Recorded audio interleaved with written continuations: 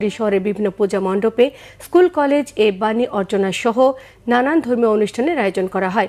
বিদ্যাদেবী সরস্বতীর অঞ্জলি নিতে সকাল হতে ভক্তরা ভিড় করেন মণ্ডপগুলোতে।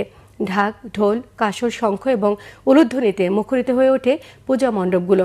সনাতন ধর্মাবলম্বীদের অন্যতম ধর্মীয় উৎসব বিদ্যাদেবী সরস্বতী পূজা উৎসব মুখর পরিবেশে উদযাপিত হয়েছে চাঁপাইনবাবগঞ্জ সরকারি মহিলা কলেজ এবং নবাবগঞ্জ সরকারি কলেজ সহ বিভিন্ন শিক্ষা প্রতিষ্ঠানে।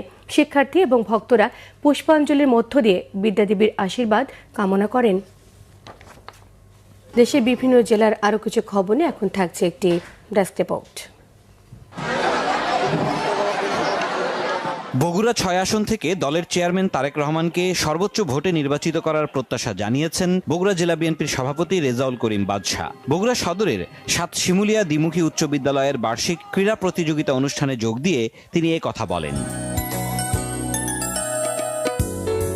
ফরিদপুরের ভাঙ্গায় hope and health Gen Z carnival অনুষ্ঠিত হয়েছে। স্থানীয় একটি পার্কে আয়োজিত এ অনুষ্ঠানে ফরিদপুর ৪ আসনের বিএনপি প্রার্থী শহীদুল ইসলাম বাবুল উপস্থিত ছিলেন। আগামী নির্বাচন নিয়ে বিএনপির ভাবনা সম্পর্কিত প্রশ্নোত্তর, ডকুমেন্টারি প্রদর্শন ও আলোচনা পর্বের মধ্য দিয়ে সাজানো হয় তারুণ্যের এ উৎসব।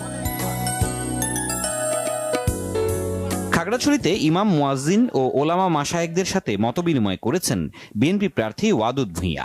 টাউন হলে মাওলানা হাবিবুল্লাহ জাহাঙ্গীরের সভাপতিত্বে সভা হয়। এতে